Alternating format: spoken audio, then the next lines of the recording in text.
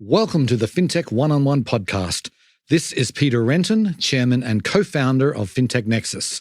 I've been doing this show since 2013, which makes this the longest-running one-on-one interview show in all of FinTech. Thank you so much for joining me on this journey.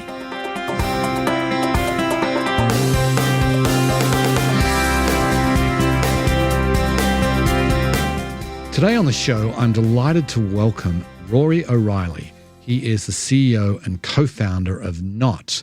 Now, Knot is a super interesting company. They're a new breed of fintech that haven't been around very long, but they're getting serious traction. So I wanted to get Rory on the show to talk about his company and the API connectivity they've built, really connecting merchants with users and the card payment that is sort of the center of it all. What they do, they make it easy when you open up a new bank account or credit card. They make it easy for you to update that card across the companies that you spend money with. Now, they work obviously with the big ones: Amazon, Netflix, Uber, Spotify, all of the top 100 merchants right now, and that list continues to grow. And what they do, they make it so that the card that you have just signed up for, you can update across all these merchants via API connectivity very simply through one simple interface. It's a really compelling proposition, and he talks about it in some depth. And obviously, we also talk about the potential other use cases, which I think are just super interesting. It was a fascinating discussion. Hope you enjoy the show. Welcome to the podcast, Rory. Peter, thanks so much for having me. Honored to be here. My pleasure. So let's kick it off by giving the listeners a little bit of background about yourself. Why don't you just tell us what you've done so far in your career to date, hitting some of the highlights? Happy to do that. So I'm very blessed to have a brother named Kieran. We both were at Harvard a decade ago. We both dropped out. We moved to San Francisco. We made this website called gifs.com. You might think of it as gifs.com, but we say GIFs. Worked on that for a couple of years. Then we made a crypto project. That was crazy. We ended up selling $80 million worth of Ethereum in a couple of months. So we had 1 out of 1,000 Ethereum in the whole world. Wow. Worked on that again for 3 or 4 years. Then we made a debit card company called Millions, where you could swipe your Millions card and went up to $1 million. And that became the largest fintech on TikTok and YouTube. And it was wildly unprofitable, and people did not want to add their card online because it was so annoying. Peter, I don't know, have you ever switched banks before? Like had to switch? Well, I've never switched banks. I've added banks, but I've never actually done a complete switch because my history is too long now. Exactly. It's so annoying to update, and that's why people weren't using the Millions card online. And then we pivoted the whole business to solve for that, and we call it Knot. Right. Okay. That was the aha moment, right? Maybe you can talk about what you saw. You pivoted the business. What was sort of the thinking there, and how are you going to make money? Absolutely. Great question. So I'll tell you a customer call I had. I was calling up a Millions customer, and I was saying, hey, I see that you spend in person with your Millions card. Why don't you spend online? And they gave me a whole story about how long and hard it was. And I hung up the call eventually, a little frustrated. This person's crazy. They can't update the card. It's so easy. Called up someone else, same story. And then I was like, that's 2. And then there was 3 and 4. And then I looked at my own personal spend. And as the CEO of Millions at the time, I did not have my Millions card on Amazon. And I said, holy smokes, this is a real problem that I've been oblivious to. So we started to create Knot because there was not an API for it, and we wanted to tie things together. And with Knot, it's a little SDK, kind of similar to Plaid in that it lives on card issuers' apps or websites. The consumer just chooses the merchant they want to add their card to. They log in like they normally do, kind of like how you log into Plaid. And then boom, their card is instantly there. They don't have to type any card number, expiration, CVV. The bank sends us all of that securely. And then we provision it via API to the merchant. And it took us a long time to build it out. It's a very hard business. But the first time I used it, I knew right away, this is a game changer. And we still wanted to use it just within Millions. And a couple of our investors who are in the banking industry said, can I have that? Can I buy that? And we said, no, this is our little baby. And then it was pretty apparent to us, this is a real business that is maybe more profitable than the unprofitable business we had and pivoted completely to not. Right, right. So who is the customer there? Is it the bank, the credit card company, the neobank or whatever that is wanting to get that have their card be added in an easier way? Is that how you work? Exactly. So our customers are the card issuers, and they provide it for free to their consumers. So built the card for renters to earn Yep. rewards, went live roughly a month ago for 100% of their users. Built pays us, and if you're a Built member, you get to provision your card right away for free in seconds with Not. And that's the rough business model in a nutshell. Okay, so let's just go through that. Like you've got your Built card, you have your Built login. Obviously, Built knows all your details. You just have to do your login to Built. And let's just say, like Amazon, you used Amazon as an example, right? And just explain kind of how it works. Like, do you have write access to their Amazon account once they have logged into Amazon? Like, how does it work? Yeah, great question. It works exactly like that, essentially, exactly how you described it. We figure out all of the APIs for how to add cards at all of these merchants.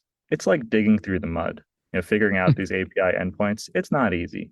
But the simple way of thinking about it is when me as a consumer, outside of being the Not CEO, when I click login, when I click add card on a website, I'm not just clicking a yellow button. Clearly, it's connected with an API on the back end. Our team of 30 plus engineers figure out what those APIs are, the correct headers, parameters, etc., that they are supposed to receive. And then we send them those session datas to kind of go through the flow. So it's exactly as you're describing. We have write access because we figure out all the API endpoints for these merchants and we update the card in real time in seconds using the merchant's APIs. Right. Like the Built consumer or whoever it is, they go through Amazon. They have to do this one by one, right? You can't, there's no universal login yet. Like how many of the big merchants can you do? And like what's typical as far as what does Built want to present? I mean, you don't, probably if you present 20, that's probably too many, right? I mean, what's the sweet spot? Yeah, so right now we have over 100 merchants that we've integrated with, and it's really the top 100. So Amazon sorted down to call it Best Buy or something. Right. But it's really your spend is very much in categories. It's online shopping, big box retail, then your phone, then your food delivery, your ride share, your streaming services. That's how consumers kind of break down their spend. What we've actually seen is a very strong correlation with the longer list of merchants you show, the higher number of switches you get. And by Really? switch, I mean someone adding their card. Right. So what I could say right now publicly is that Built does have 20 or so on their card page where you can click and list. And some of our customers have 70 or so that they show. And some of our customers are really smart and all of them are smart, but some of them have a really unique use case. All of them are smart. Of course they are. Exactly. Some of them have a really unique use case where they use their bank connectivity data. Like let's say Plaid, who's also an investor in Knot.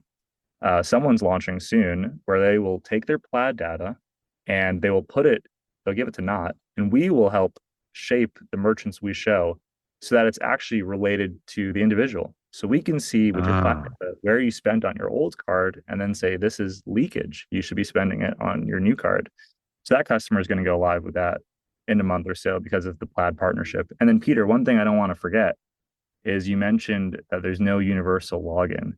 But at Knot, we always want to out innovate ourselves. So we're partnering with a couple of your favorite password managers, and you will be able to log in with your password manager and instantly give credentialed access to Knot for everything. So we Wow. are so excited about that. It's kind of a pre-release, so just a little bit of a secret, but you guys will likely see that by the end of the quarter. Okay. But I really like that idea though, because why present someone with a DoorDash login, for example, if they never have ordered on DoorDash? That's just Exactly. that's a bad user experience. So eventually I can see like the Plaid connectivity is really important there because then you can just get like, what are you looking at? Like the last 3 months of data there to sort of present who they're using most? I don't really know what the level of data is that we get, if it's 3 months or 2 years. It might depend on how the card issuers implement it, because ultimately the card issuers pay Plaid for pulling the transaction data, or Finicity, MX, whoever they're using. So Plaid and that card issuer have that relationship. We get a nice little referral bonus. But what we see is that the card issuers can always figure out the correct data, even if they just pull the past 1 month. That's enough to see the recurring subscriptions because all you need is Right. 1 month really to recognize what the merchants are.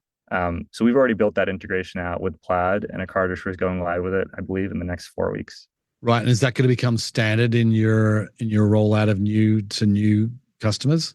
I'd like to kind of maintain a pulse and see what the conversion rate looks like. My assumption is that the conversion rate will be higher because Yeah, it's I would expect so. exactly, I would expect so too, because it's related to the user. But if the conversion rate is lower, and we're not going to suggest it, and then ultimately it's up to the card issuer at the end of the day. If they have that data, if they have that relationship with the bank connectivity folks, we're happy to build those connections like we did with Plaid to make it easier. Our one goal is to get conversions for your card, no matter what. So if it works, we are going to be pushing it like hotcakes. And if it doesn't work, we won't tell a soul about it. Well, it's out now, but anyway, that's really interesting. I'm curious that when you're talking with card issuers, to me, this is a really important issue for them because, like, once you get a person to sign up, they've got to use, and I've got a bunch of fintech accounts or debit cards. I've never used them once, and Yeah. I keep getting emails, and so there's that sort of window when you're having conversations with these issuers. To me, it's a no-brainer, right? Of course, you've got to make it as easy as possible. What are those conversations like? Do people say to you, no, we don't need anything like this. Our customers are so great. They just sign up anyway. What is the pushback you get? We've never heard that. Usually people are jumping out of their chairs. If you get with the right ICP, the right person at that company that owns the P&L for the card business, they go crazy for it. Because for cards, there's retention, activation. You really nailed it. There's a sweet spot where your level of intent is so high, and if you don't get them in the first 2 weeks, you're really not going to get them. Let's be honest. No one's going to come back and boomerang back. The card business is the only product that I think in the whole world that when you buy or get a new one, you can't instantly rip it and replace it. When I get a new phone, I'm immediately transferring my contacts. I mean, immediately. I'm calling up people. I'm taking photos. Look at what a great camera this is. Look at this. Immediately.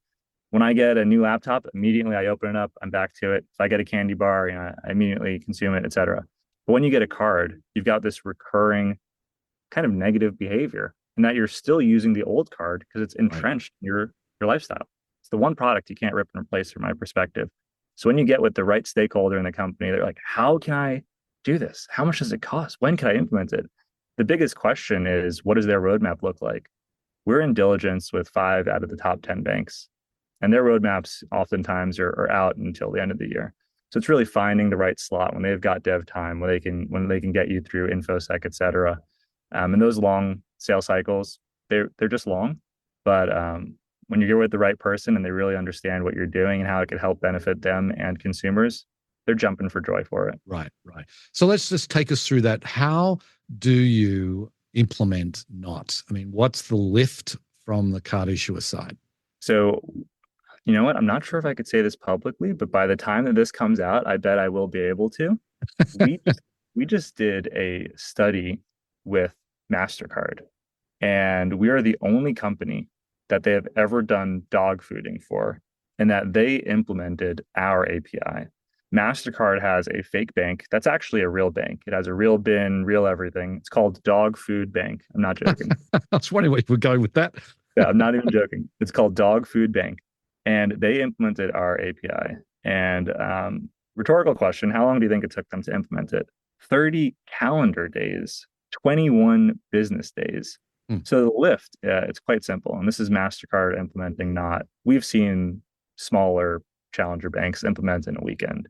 We're very lucky that our head of solutions engineering was the first solutions engineer at Plaid and the first at Middesk. His name is Edwin Chu. He's phenomenal.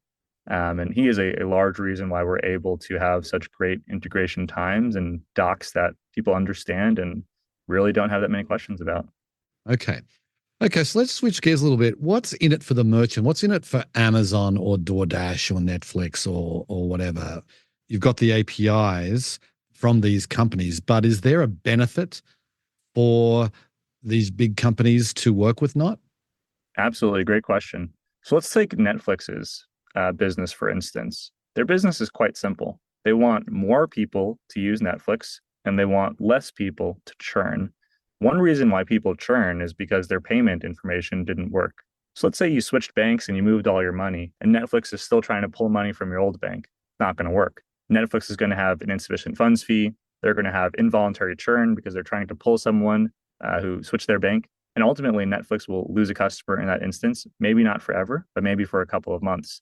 The merchants, the largest merchants, actually pay Visa and MasterCard to update cards for lost, stolen, and reissue.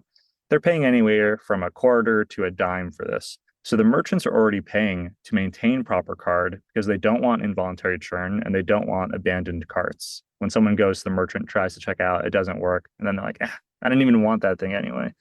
Happens 8% of the time when your card doesn't work. So the merchants, with Knot at least, they're getting a value-added service for free. They're maintaining the proper card on file for free. And they're kind of pushing consumer loyalty because now you can still be on your Netflix, even if you switched banks, and you're not having that gap of spend and gap of loyalty and retention. So the merchants, at least when we talk with them, they're two thumbs up. We do something for free for them right now, and we maintain the proper card and make sure that their business is still healthy. Right. And so I presume you're able to work with debit cards, credit cards. Does it really matter about the type of card that you're trying to provision here? Doesn't matter at all. Visa, MasterCard, Amex, anything with a PAN, we could provision it to the merchant. Okay. And then what about, I was reading on your website, you also are working with BaaS platforms, the banking as a service platforms. What's going on there? So our kind of key prerogative is to make it as easy as possible for card issuers to implement Knot and for consumers to use it. And the BaaS platforms are great because they're kind of a one-stop shop for card issuers to implement new products, et cetera. The other part of our business is grabbing PAN, expiration, CVV, name, address, phone number, et cetera, securely. And in most instances, card issuers don't have access to the PAN, CVV expiration, this PCI type of data, whereas the BaaS provider does. So in many instances, we will partner with a BaaS provider to supplement that data and send it to us securely rather than putting the onus on the card issuer. So one that we're really proud about that's been in the news recently is Unit. Mm-hmm. And they're actually a really great team to work with. They've been wonderful, nothing but good things to say about them. And our card issuers who have launched with Unit have been able to get set up in record time. So we work with anyone and everyone, including BaaS providers, just to make it easy for card issuers to get set up with Knot. Okay, so then how are you getting the word out about Knot? I mean, you're obviously doing podcasts like this.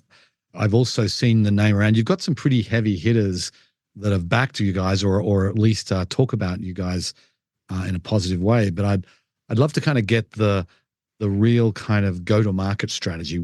How are you doing that? Well, you're right. We got really lucky to have some amazing folks on the cap table who have been game-changing for the business, whether it's Ken Chenault or Dan Schulman or Amex or Plaid or Nava, who led our A, or Jason Mikula or Alex Johnson. Really, I could go on and on. Jonathan Awad. Our friends have been the greatest champions we could ever ask for. And as you know, the community is so small. But our go-to-market strategy simply is to build a great product. Kind of like you mentioned in the beginning, this is such a consumer pain point. You've never switched banks because you're so entrenched in your spend. This is such a bank pain point. Amex will pay me as a consumer $350 if I refer you. And it's a real pain point for the banks as well. And obviously it is for merchants, as we discussed. So our perspective is if we build a great product, people will come.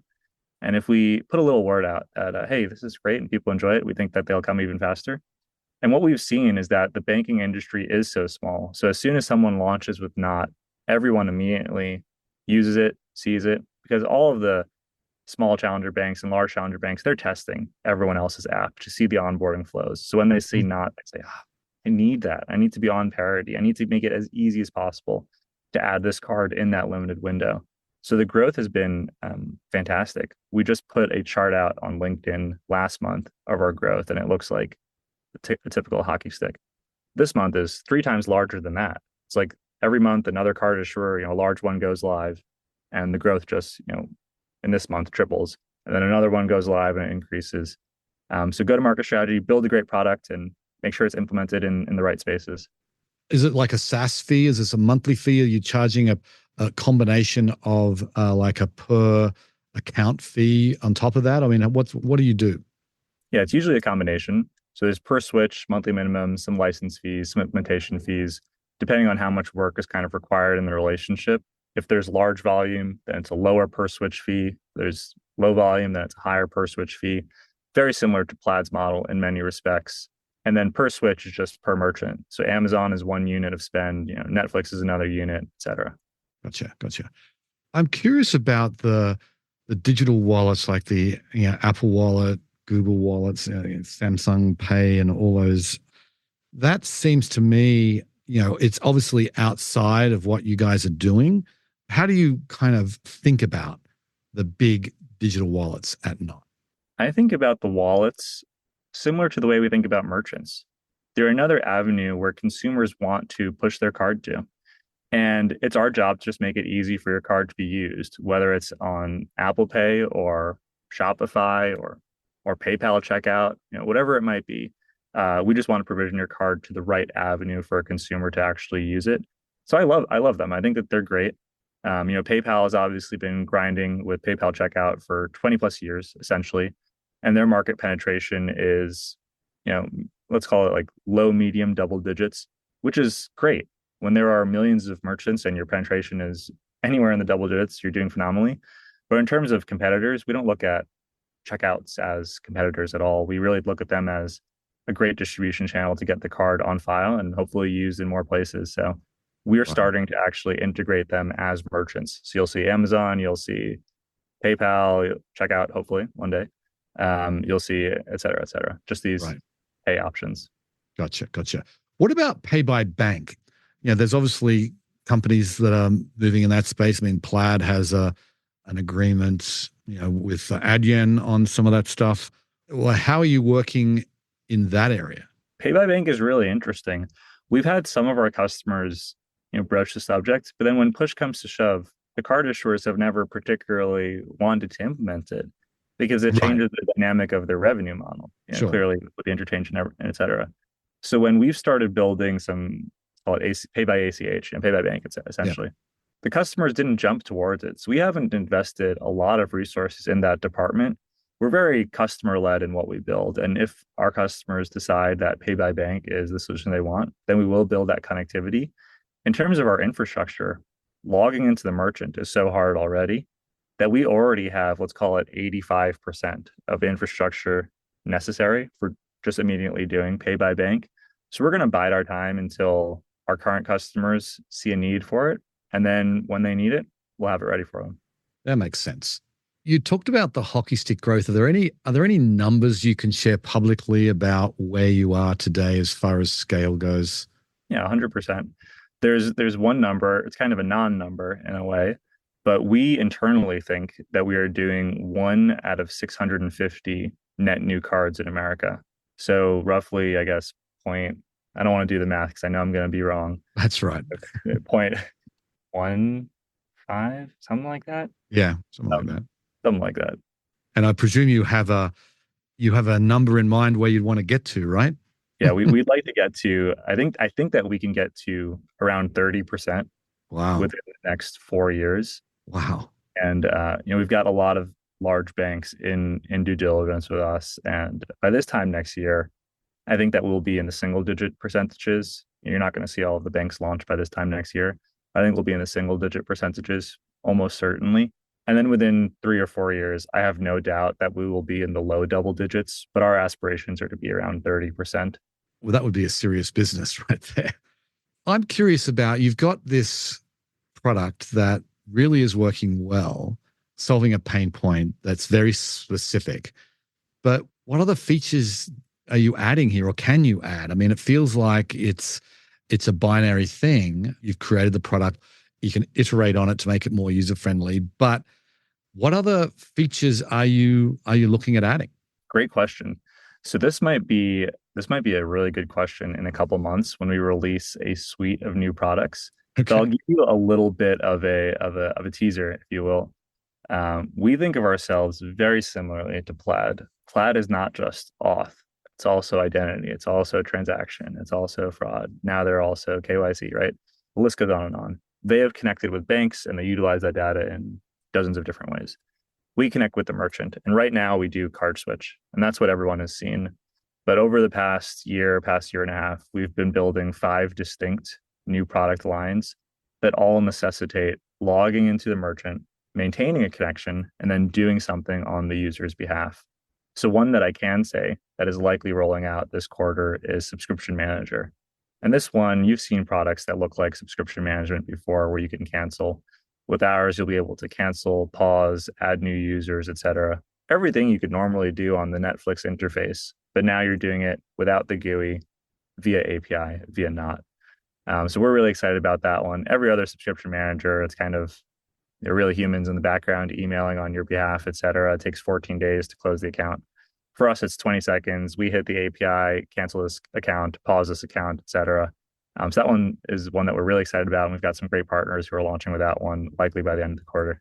That is another problem that is unsolved. I know Alex Johnson has written about that a bit, and I know he's a supporter of yours, and I'm sure he would love to see a great product in that area. So, yeah, he's wonderful. Okay, then final question, I'd like you to take a step back before you answer this and just sort of say, what's the vision for Knot? I mean, where are you going with this? Where do you think you'll be in 5 or 10 years? I mean, maybe Plaid will just buy you, but where do you think you will be if you are an independent company in 5 or 10 years?